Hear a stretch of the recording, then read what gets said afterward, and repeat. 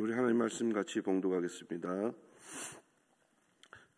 신약성경 디모데후서 3장 10절에서 4장 8절의 말씀입니다. 디모데후서 3장 10절의 말씀부터 제가 한 절 먼저 봉독하고 교독하시겠습니다. 나의 교훈과 행실과 의향과 믿음과 오래 참음과 사랑과 인내와 박해를 받음과 고난과 또한 안디옥과 이고니온과 루스드라에서 당한 일과 어떠한 박해를 받은 것을 내가 과연 보고 알았거니와 주께서 이 모든 것 가운데서 나를 건지셨느니라. 무릇 그리스도 예수 안에서 경건하게 살고자 하는 자는 박해를 받으리라. 악한 사람들과 속이는 자들은 더욱 악하여져서 속이기도 하고 속기도 하나니 그러나 너는 배우고 확실한 일에 거하라. 너는 내가 누구에게서 배운 것을 알며 성경을 알았나니 성경은 능히 너로 하여금 그리스도 예수 안에 있는 믿음으로 말미암아 구원에 이르는 지혜가 있게 하느니라. 모든 성경은 하나님의 감동으로 된 것으로 교훈과 책망과 바르게 함과 의로 교육하기에 유익하니 이는 하나님의 사람으로 온전하게 하며 모든 선한 일을 행할 능력을 갖추게 하려 함이라. 하나님 앞과 살아있는 자와 죽은 자를 심판하실 그리스도 예수 앞에서 그가 나타나실 것과 그의 나라를 두고 엄히 명하노니 너는 말씀을 전파하라. 때를 얻든지 못 얻든지 항상 힘쓰라. 범사에 오래 참음과 가르침으로 경책하며 경계하며 권하라. 때가 이르리니 사람이 바른 교훈을 받지 아니하며 귀가 가려워서 자기의 사욕을 따를 스승이 많이 두고 또 그 귀를 진리에서 돌이켜 허탄한 이야기를 따르리라. 그러나 너는 모든 일에 신중하여 고난을 받으며 전도자의 일을 하며 내 직무를 다하라. 전제와 같이 내가 벌써 부어지고 나의 떠날 시각이 가까웠도다. 나의 선한 싸움을 싸우고 나의 달려갈 길을 마치고 믿음을 지켰으니 이제 후로는 나를 위하여 의의 멸류관이 예비되었으므로 주 곧 의로우신 재판장이 그날에 내게 주실 것이며 내게만 아니라 주의 나타나심을 사모하는 모든 자에게도다. 아멘. 예, 사랑합니다. 갑자기 우리 김민규 목사님이 코로나에 걸리셔서 지금까지 잘 견디셨거든요. 사무실에 마지막 남은 천년기념물이셨는데 예, 어제 오전에 통보가 왔습니다. 그래서 지난주에 이어서 또 제가 하나님 앞에 말씀을 들고 섰습니다. 오늘 말씀을 통해서 우리가 정말 성도로서 살아갈 때에 변화되는 삶이 우리에게 과연 어떤 것인가, 우리는 세상과 어떻게 다르게 살아야 하는가에 대해서 좀 고민해 보고자 합니다. 만약 여러분 지금 이 자리에 그 BTS가 와 있다면 여러분 어떻겠습니까? BTS가 누군지 아시는 분들이 있습니다. 그죠? 너무 감사합니다. BTS를 이야기했을 때 다시 풀이해서 방탄소년단이라고 이야기해야 되나 그 생각을 했는데요. 세계적인 스타죠. BTS 하면은 미국 빌보드 차트에서 1위를 한 그런 팀이고요. 그것도 지금 7년째인가요? 5년 연속인가? 그렇게 또 순위에 올라가 있고, 그리고 그 중에 이제 정국이라는 요번에 월드컵 때 그 주제가 불렀던 친구가 우리 BTS 멤버 정국이라는 친구입니다. 근데 세계를 빛낸 뮤지션 200위단에 우리나라의 사람이 2사람이 들어갔는데 그 중에 한 사람이 정국이고 또 한 사람은 여자입니다. 그 아이유라고 들어보셨습니까? 예. 나는요 이렇게 노래하는 친구 있죠. 그 친구가 들어갔는데 만약 여기 지금 BTS가 와 있다면은 여러분 어떻겠습니까? 아마 막 이 중에 막 이러시는 분도 계실 거고 막 심장이 막 벌렁벌렁해서 막 문자 막 야 지금 우리 교회 지금 장난 아니다면서 막 이렇게 문자 보내는 친구도 있을 건데 그런데 더 놀랍게도 그 BTS 멤버들이 여러분을 바라보면서 여러분 이름을 부르면서 당신이라면 할 수 있어요. 꿈을 가져요라고 막 말한다면 아마 인생이 바뀌어질 거예요. 그렇지 않을까요? 그리고 저희의 아미가 되어주세요라고 참고로 아미라는 것은 BTS 팬클럽 그 동호 이름이 아미입니다. 군대라는 의미죠. 그래서 세상을 바꾸는 그런 군대가 되어달라는 그런 의미에서 아미라고 했다고 합니다. 아마 이 중에 제가 단언컨대 10명 중에 9명은 내 이름을 불러주는 그 BTS를 향해서 아미가 되어주고 내일부터 다른 삶을 살 거라고 저는 확신합니다. 물론 BTS가 나한테 이런 사람도 있을 거예요. 근데 많은 대부분의 사람들은 그 BTS의 영향을 받을 거라고 저는 확신합니다. 오늘 우리가 그 본문을 읽은 바울, 사도 바울에게도 그런 정말 이런 강력한 그런 만남이 있었죠. 바로 다메섹으로 가는 그 길에 만났던 예수님이 바로 그런 슈퍼스타이셨습니다. 예수 믿는 자를 핍박하던 그가 정말 철저한 유대자였던 그에게 예수님이 직접 오셔서 부활하신 몸으로 직접 찾아오셔서 그에게 말씀하십니다. 네가 앞으로 갈 길에 대해서 네가 누구를 만날 것이면 네가 어떤 사역을 하게 될 거라는 것에 대해서 이렇게 이야기하십니다. 그 이후에 그의 삶은 완전히 달라졌죠. 그리고 지금까지 모든 삶들을 배설물로 여기고 또 세상의 지식을 포기하고 오직 십자가를 전하는 그런 십자가의 전달자로 그는 살고자 했던 것입니다. 그러나 바울에게 그러한 사역의 삶이 순탄하지만은 않았습니다. 바울이 복음을 전하는 곳마다 그를 죽이고자 하는 자들이 특별히 유대인들이 따라와 다녔고 또 해방을 얻거나 생명의 위협을 가했습니다. 어디를 가든 그에게 핍박과 협박이 있었지만 성령으로 충만한 그의 사역은 그러나 멈추어지지 않았습니다. 바울뿐만 아니라 당시 유대인들과 기독교인들의 보편적으로 그들은 자신들이 종말의 시대를 살고 있다고 했기 때문에 도 아니면 뭐였어요. 그렇기 때문에 내가 예수를 믿는다면 정말 죽기까지 그렇게 정말 목숨을 다해서 믿는다는 것은 그들에게서는 당연한 것이었습니다. 그렇게 그들의 사역이 있는 곳에는 언제나 박해와 고난이 함께 동반되는 것은 당연한 것이었습니다. 예수님께서 언제 다시 오실지 우리가 알 수 없기에 성도가 항상 깨어서 기도해야 한다는 그런 종말 사상, 지금 우리에게도 여전히 이어지고 있는 것입니다. 세상은 늘 우리를 삼키려 하고 또 굴복시키려고 합니다. 바울의 때나 지금이나 다른 것이 없죠. 우리가 오늘 읽은 본문에 앞서서 바울은 당시의 사회의 모습이 어떠했는지 자세하게 설명하고 있습니다. 제가 한번 정리해서 말씀드리겠습니다. 당시 사람들은 자기를 사랑하고 돈을 자랑하며 또 교만하고 비방하면서 부모를 거역하였고 감사하지 아니하며 거룩하지 아니하며 우정하며 원통함을 풀지 아니하며 절제하지 못하며 또 사나우며 선한 것을 좋아하지 아니하며 배신하며 조급하며 자만하며 쾌락을 사랑하기를 하나님 사랑하는 것보다 더 사랑하는 그런 세대였습니다. 또 경건의 모양은 있으나 경건의 능력을 부인하는 그런 시대, 그 시대의 그 사회를 바울은 그렇게 평가하고 있습니다. 바울은 이런 자들에게서 돌아서라라고 하고 있습니다. 지금 여기서 이야기하는 바울의 지적한 그 사회의 모습, 우리가 늘 아침마다 접하는 뉴스와 완전 유사하다라는 그런 생각이 들었습니다. 여러분 매일매일 접하는 그 뉴스를 보십시오. 무엇 하나 선한 것이 있습니까?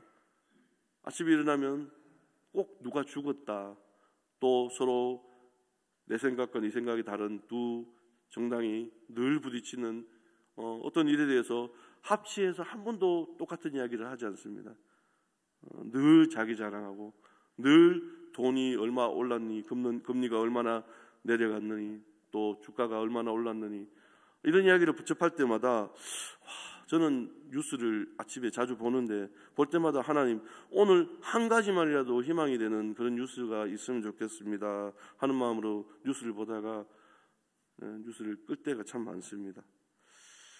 바울은 이런 자들에게서 오늘 돌아서라라고 교훈합니다. 그리고 이런 자들을 더 나아가지 못하며 결국에는 어리석음이 결국엔 드러나게 될 것이라고 이야기합니다. 우리가 똑똑하다고 생각하는 것들, 정말 세상이 보기에는 참 화려하다고 생각하는 그것들에 대해서 바울은 더 나아가지 못하고 결국엔 그 어리석음이 드러난다라고 이야기하고 있습니다. 그리고 이어서 10절과 11절을 통해서 자신의 사역이 어떠했는지를 이야기합니다. 우리 10절과 11절 말씀 같이 한번 봉독하겠습니다. 10절, 11절입니다. 나의 교훈과 행실과 의향과 믿음과 오래 참음과 사랑과 인내와 박해를 받음과 고난과 또한 안디옥과 이고니온과 루스드라에서 당한 일과 어떠한 박해를 받은 것을 내가 과연 보고 알았거니와 주께서 이 모든 것 가운데서 나를 건지셨느니라. 아멘. 아마 바울과 함께 했던 동역자들이 이 편지를 읽으면서 바울이 언급하는 이 각 단어들, 그 사건과 관련된 지명과 또 이 이벤트들을 보면서 바울과 관련된 사건과 그 추억들이 아마 그들의 머릿속에 그림처럼 이렇게 지나갔을 겁니다. 늘 그를 위협하는 무리들이 있었고, 그렇지만 그 가운데서도 바울은 이 모든 것 가운데서 주님께서 나를 건지셨다라고 고백하고 있습니다. 어려운 상황 앞에서 바울이 믿음을 지킬 수 있었던 것은 바로 늘 함께 하시는 성령님, 그 하나님의 도우심을 믿고 그가 나아갔기 때문입니다. 오직 예수 그리스도만이 우리의 주가 되시고 주님께서 모든 환난과 핍박 가운데서 우리를 건지신다. 바울은 이것을 믿음으로 고백하고 있는 것입니다. 사랑하는 성도 여러분, 이런 믿음의 사람들에게 주어지는 그 고난은 당연히 유익이 되는 것입니다. 오늘 12절 말씀입니다. 제가 봉독해 드리겠습니다. 무릇 그리스도 예수 안에서 경건하게 살고자 하는 자는 박해를 받으리라. 아멘. 아멘이십니까? 오늘따라 박해 이야기가 자주 나옵니다. 그죠? 새벽에 목사님 설교 속에서도 그 마태복음 우리 5장에 박해 이야기가 있었는데, 이게 웬일입니까? 우리 축복받을 거라고 생각하는데, 교회에 와서 하나님 믿으면 잘 될 거라고 생각하는데 박해를 받는다고 이야기하는 것입니다. 근데 우리가 육에 속한 자가 아니라 하늘에 속한 자라는 것을 우리 입으로 시인한다면은 그 고난이, 그 박해라는 것이 우리에게 유익이 될 줄 믿습니다. 주님으로 인해서 채워질 바울의 인생이 얼마나 아름다운지, 그리고 또 그렇기 때문에 그런 아름다운 성도의 인생은 세상과 구별되기 위해서 박해를 받는 것이 당연하다는 이 바울의 역설이 저와 여러분에게 내공 있는 신앙의 선배가 하는 교훈으로 들려지기를 원합니다. 고난이 유익이라는 말처럼 바울의 인생을 인도하신 하나님의 도우심이 아니었다면 바울은 세상에 속한 자로 그저 살았을 것입니다. 사랑하는 성도 여러분, 우리도 마찬가지입니다. 무명인 듯 하지만은 하나님은 지금도 우리를 부르시고 공동체와 가정과 또 세상 가운데 복음을 전하는 자로 살라고 하십니다. 이런 우리에게 바울은 세상과 구별되기 위해서, 그리고 예수 안에서 경건하게 살고자 한다면 박해를 받는 것이 당연하다고 이야기하고 있는 것입니다. 마태복음 5장 10절에서 예수님은 다음과 같이 말씀하십니다. 의를 위하여 박해를 받는 자는 복이 있나니 천국이 그들의 것임이라. 할렐루야. 그리고 덧붙여서 말씀하십니다. 나로 말미암아 너희를 욕하고 박해하고 거짓으로 너희를 거슬러 모든 악한 말을 할 때에는 너희에게 복이 있나니 기뻐하고 즐거워하라. 하늘에서 너희의 상이 큼이라. 너희 전에 있던 선지자들도 이같이 박해하였느니라 라고 기록하고 있습니다. 예수님께서 우리에게 가르쳐 주신 복받는 비결 속에는 바로 고난의 의미가 당연히 담겨져 있음을 이야기하고 있습니다. 바울은 세상 사람들이 더욱 악해져서 속이기도 하고 속기도 하기 때문에 이런 이유로부터 구별되어야 함을 이야기합니다. 이런 세상 가운데 예수님은 고난을 받으라고 말씀하셨습니다. 그리고 예수님은 우리에게 이어서 박해라는 고난을 받으라 이후에 빛과 소금의 역할을 감당하기를 원하십니다. 그렇다면 어떻게 흔들리지 않는 자로 빛과 소금의 역할을 우리가 감당할 수 있을까요? 바로 오늘 이어지는 14절과 15절 말씀입니다. 우리 같이 봉독하겠습니다. 그러나 너는 배우고 확신한 일에 거하라. 너는 내가 누구에게서 배운 것을 알며 또 어려서부터 성경을 알았나니 성경은 능히 너로 하여금 그리스도 예수 안에 있는 믿음으로 말미암아 구원에 이르는 지혜가 있게 하느니라. 아멘. 바울은 디모데에게 자신을 통해서 배우고 또 공동체를 통해서 경험한 것들을 분별하여 확신하는 것을 붙잡으라고 이야기합니다. 그 중에서도 편지의 수신자인 디모데가 유대인으로서 어렸을 때부터 익히 배웠을 성경 이야기, 그 성경을 이야기하면서 성경이 그리스도 예수 안에 있는 믿음으로 말미암아 구원에 이르는 지혜가 있게 한다라고 이야기하고 있습니다. 왜냐하면 성경은 우리가 알다시피 하나님께서 주시는 그 계시의 말씀, 즉 하나님의 감동으로 우리를 위하여 기록되었기 때문입니다. 다른 사람이 아닙니다. 바로 하나님을 기쁘시게 하는 자, 하나님을 향하여서 시선을 돌리는 모든 이에게, 그들에게 하나님의 감동으로 바로 저와 여러분을 위해서 기록된 것이 성경이라는 것입니다. 모든 성경은 하나님의 감동으로 된 것으로 교훈과 책망과 바르게 함과 의로 교육하기에 유익하니 이는 하나님의 사람으로 온전하게 하며 모든 선한 일을 행할 능력을 갖추게 하려 함이라. 아멘이십니까? 모든 선한 일을 행할 능력을 갖추게 하는 것, 그것이 바로 성경이라는 것입니다. 세상의 것으로부터 구별되게 하시고 우리가 세상의 것들로부터 우리가 지배당하는 것이 아니라 그 세상의 것들을 이길 수 있는 힘은 바로 하나님의 사람으로 온전하게 되는 것은 바로 이 성경, 하나님의 선한 일을 행할 능력을 갖추게 하는 그 모든 것들이 담겨 있는 것이 바로 이 성경 말씀이라는 것입니다. 너무나 주옥같은 이 핵심 말씀, 사도 바울의 이 말씀에 의하면은 우리를 하나님의 사람으로 하나님께서 먼저 말씀을 통해서 온전하게 하신다는 것을 이야기합니다. 사랑하는 성도 여러분, 정말 오늘 아침에 목사님 말씀하실 때 그 교회에 대해서 이야기하시면서 두려워한다라고 이야기했습니다. 교회가 행하는 모든 일들을 두려워한다. 그 일들에 대해서 존경한다, 경외한다, 경배한다라는 것은 이전에 우리 교회가 그렇지 않습니까? 제가 아직도 기억나는 것은 교회의 머릿돌, 저 시골 교회에 1961년인가 이렇게 적혀 있으면서 있지 않습니까? 그 교회 건축했다라는 기록이 있었습니다. 그런데 그 교회를 건축할 때 동네 사람 누구 하나도 와서 벽돌을 나르지 않은 사람이 없다라는 것입니다. 이전에 교회가 가지고 있던 바로 그 경건함, 그리고 그 선한 일을 행할 능력이라는 것은 모든 지역 주민들과 우리가 알지 못하는, 하나님을 알지 못하는 자들에게도 교회는 거룩한 곳이다, 교회는 세상과 구별되는 곳이다, 그런 것이 있었다라는 것이죠.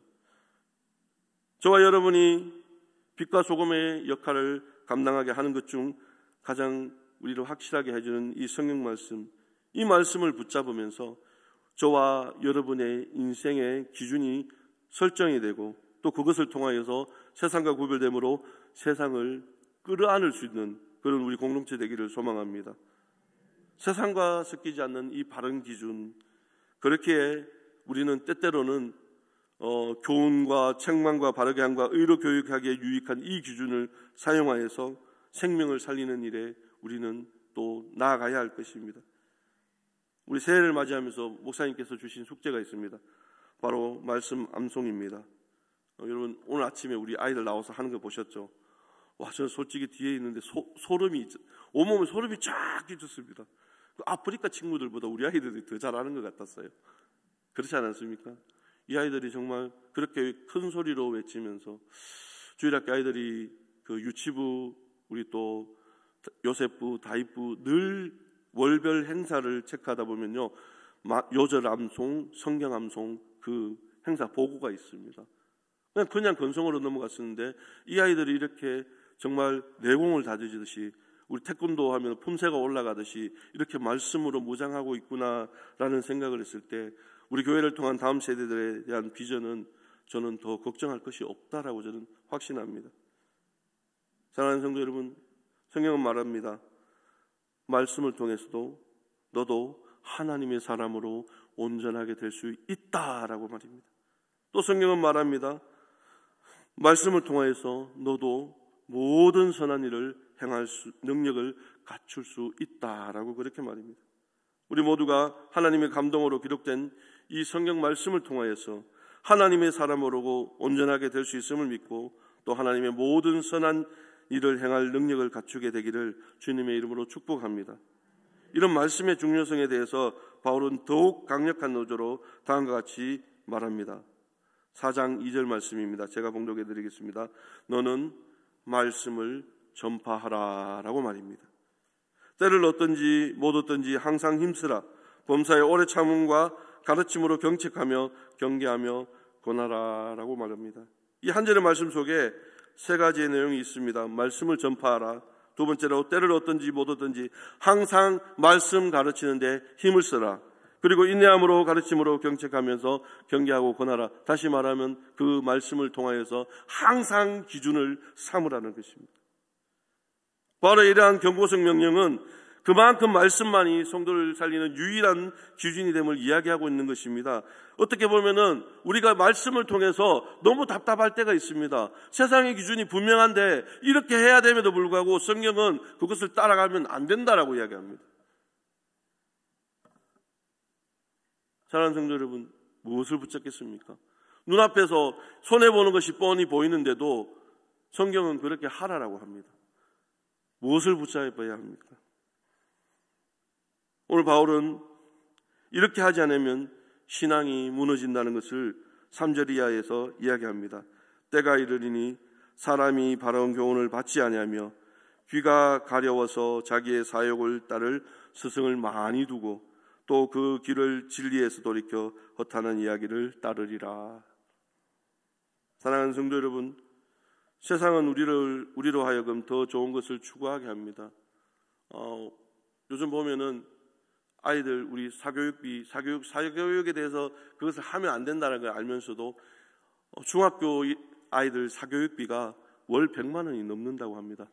평균이 80만 원 이상인데 제 주변의 아이들만 봐도 월 100이 넘어요. 별로 놀라지지도 않으시는군요. 100만 원은 돈도 아닙니까? 저희는 감히 상상할 수 없습니다. 그런데 그 100만 원을 주고 아이를 죽이는 일에 왜 그것을 하는지 저는 도무지 이해가 가지 않습니다. 저희 어머니가 그럽니다. 애들 학원 보내야 되지 않느냐라고. 저는 당연하게 말했습니다. 어머니, 아이들 학원 가면 애들 꿈이 없어집니다라고. 학교에서 아이들이 당연히 학원에서 배워왔다고 생각하고 시험 문제를 출제합니다. 기말고사를 치고 온 우리 큰아들이, 큰 녀석이 학교를 안 갔어요. 그 다음날 아파서. 그래서 제가 가만히 보니까 너무 스트레스를 받는 거예요. 자기 나름대로는 2주일간 열심히 시험 공부를 했거든요. 교과서에 있는 문제 제가 보니까 책에 빵꾸가 나도록 이렇게 했어요.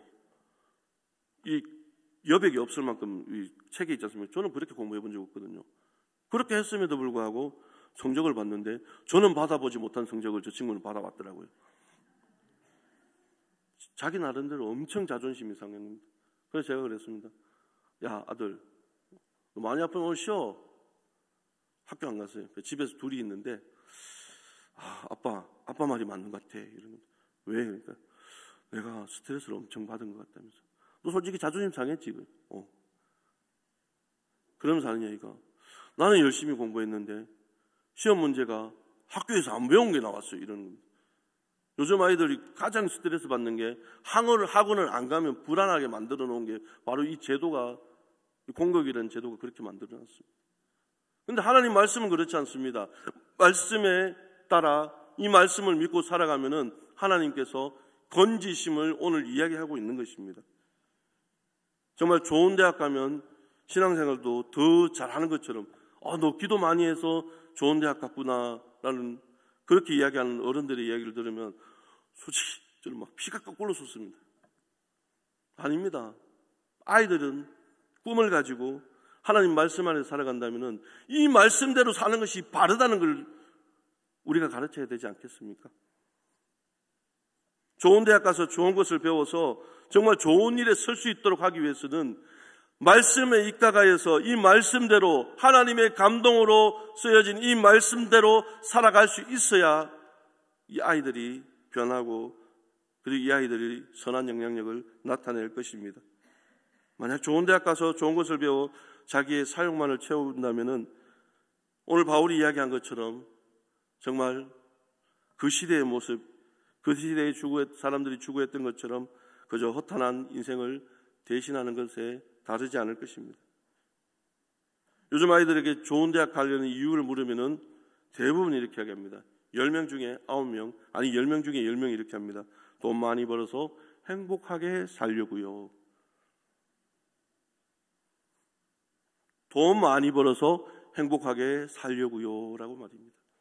사랑하는 성도 여러분, 혹 저와 여러분이 우리 자녀들을 그렇게 망치진 않았습니까? 하나님 주신 그 달란트대로 여호와의 유업으로, 여호와의 기업으로 우리 아이들을 하나님께서 우리의 가정에 주셨는데 그 아이들이 돈 버는 기계로 전락해버리도록 우리가 그렇게 하지는 않았습니까? 아이들의 이야기를 들어주십시오. 이 아이들이 무엇을 하고 싶은지, 이 아이들이 좋아하는 것이 무엇인지 한번 귀를 기울여 보시기 바랍니다. 가르치려고 하기보다는 하나님 말씀에 대해서는 가르치십시오. 그러나 세상에 대해서는 여러분, 이 아이들에게 하나님께서 이 아이들을 통해서 하실 것을 한번 기대해 보시기 바랍니다. 오늘 바울은 이렇게 답하는 우리 자녀들에게, 그리고 이렇게 살아가도록 만들어 놓은 저와 여러분에게, 여러분 우리와 같은 어른들에게 말씀이라는 바른 교훈을 따라 살아라고 명령하고 있는 것입니다. 그리고 그 말씀으로 구별하여서 이 세대를 본받지 말라고 그렇게 이야기합니다. 무엇 하나 쉬운 것이 없는 시대 아닙니까? 성도님들이 처한 어려운 시대를 보면서 요즘 저는 자꾸 드는 생각이 있습니다. 하나님, 제발 숨이라도 좀 쉬게 해주세요. 매일 오르고 또 오르고 해서 그렇게 무너지는 우리 성도님들의 모습이 아니라, 한숨 쉬는 성도님들의 모습이 아니라 그들을 위로하고 싶은데, 이전에는 서로 돕고 서로 격려하고 그랬는데 요즘 여러분 체면 때문에 누구에게 돈 빌려달라는 말도 못하지 않습니까? 또 정말 그렇게 돈 빌리면은 잘못 살아서 그런 것처럼, 교회에 덕이 안 되는 것처럼, 교회에서 그렇게 또 정말 여러모리가 될까 싶어서 숨기시고 또 주의를 방학하시는 성도님들 볼 때 너무 많이 마음이 아픕니다. 한번 넘어지면 잘못 사는 것입니까? 세상 가운데서 바울도 넘어졌지 않습니까? 사랑하는 성도 여러분, 지금 만약에 넘어지기 직전이시라면 하나님의 도우심을 믿고 주님께서 건져주신다는 것을 믿고 한번 우리 다시 한번 무릎으로 엎드려 보시기 바랍니다. 우리를 인도하시고 저와 여러분을 여기까지 오게 하신 하나님은 그런 저와 여러분을 사랑하십니다. 그리고 말할 수 없는 어려움 가운데 있는 우리 모두에게 세상과 구별하여 믿음을 한 번 더 지키라고 오늘 말씀하고 계십니다. 눈물이 날 것 같아서 또 이 찬양 못하겠는데 하나님이 이렇게 여러분에게 위로하십니다. 무거운 짐을 나 홀로 지고 견디다 못해 쓰러질 때 불쌍히 여겨 구원해 주리 바로 은혜의 주님 오직 예수. 할렐루야. 많은 핍박과 죽음의 위협을 느끼는 상황 속에서도 세대를 본받지 말고 말씀으로 교훈하여 시대를 분별하라고 오늘 바울은 교훈합니다. 오직 예수만이 생명이고 예수 안에 구원이 있기 때문입니다. 로마 황제의 박해와 핍박이 많은 기독교인들을 그렇게 그 핍박으로 인해서 기독교인들 많은 두려움에 떨었을 것입니다. 그저 예수 믿기만 포기하면 많은 것들이 바뀌고 번영을 누릴 수 있는 상황이 당시 성도들을 더욱 힘들게 했을 것입니다. 자신의 삶의 이제 마칠 때가 다가옴을 직감한 바울, 그럼에도 불구하고 오히려 그가 디모데를 향해 내 직무를 다하고 하라고 권면할 수 있었던 것은 그가 살아온 것이 믿음의 길이었으며 그의 인생이 어디를 향하고 있는지를 믿었기 때문입니다. 우리 오늘 4장 7절과 8절 말씀입니다. 같이 한번 봉독하겠습니다. 나는 선한 싸움을 싸우고 나의 달려갈 길을 마치고 믿음을 지켰으니 이제 후로는 나를 위하여 의의 면류관이 예비되었으므로 주 곧 의로우신 재판장이 그날에 내게 주실 것이며 내게만 아니라 주의 나타나심을 사모하는 모든 자에게 도니라. 아멘. 예수님께서도 하늘에서 너희의 상이 크다고 말씀하신 것처럼 바울이 말하는 성도의 선한 삶도 결국은 이 땅의 소망이 아니요 바로 하늘 소망이라는 것을 바울은 이야기하고 있습니다. 나의 선한 싸움을 다 싸우고 저와 여러분의 그 달려갈 길을 마쳤을 때 우리가 하나님 정말 이제 나 하나님 앞에 갑니다. 하나님께서 그저 잘 왔다. 고생했지. 저는 종종 그 생각을 합니다. 하나님 나 좀 잘 살아보고 싶은데요 라고 하다가도 제가 좀 성격이 그래가지고 가끔씩 하나님 앞에 에이씨 아이씨 이런 말 잘합니다. 하나님 왜 저는 안 됩니까? 막 그렇게 있잖습니까? 근데 하나님 내가 아무리 성경을 봐도 한 가지는 분명 같아요. 나 하나님 앞에 가면은 하나님 나 그때 반겨주실 거죠. 그거 하나는 분명한 것 같아요. 그것 하나면 되지 않겠습니까? 저와 여러분 삶이 세상에서 어떠하든 정말 하나님의 선한 영향력을 나타내면서 하나님 앞에 갔을 때 잘 왔다. 그거 하나면 되지 않겠습니까? 바울이 말하는 성도의 선한 삶은 결국 이 땅의 것이 아니요 하나님 앞에서 하나님 앞에 갔을 때 저와 여러분을 격려하고 안아주시고 칭찬해 주실 그 하나님의 사랑을 말하는 겁니다. 그 사랑의 표현과 그 사랑의 말씀으로 여러분들이 세상을 이겨내기를 주님의 이름으로 축복합니다. 오늘 한번 그렇게 실천해 보시지 않겠습니까? 지금 옆에 있는 분들에게 그리고 가족들에게 하나님께서 당신을 견디게 하실 것이라고 말입니다. 그리고 모든 상황 가운데서 주님께서 건져주실 것이라는 것을 믿고 살아갑시다라고 한번 격려하는 그런 위로하는 우리 성도님들 되시기를 주님의 이름으로 축원합니다. 기도하겠습니다. 하나님 아버지 감사합니다. 참 우리가 부족한 자이고 참 모자라는 자이지만 두려워하고 어려워할 때 하나님께서 말씀으로 또 우리를 위로하여 주십니다. 주님 다시 오실 그날까지 우리가 믿음을 소유하게 하셔서 주님이 우리를 건지심을 믿고 어려운 세상 가운데서 세상과 구별되는 그런 귀한 삶을 살 수 있도록 우리 마음에 성령님께서 주장하여 주시옵소서. 감사드리며 예수님의 이름으로 기도합니다. 아멘.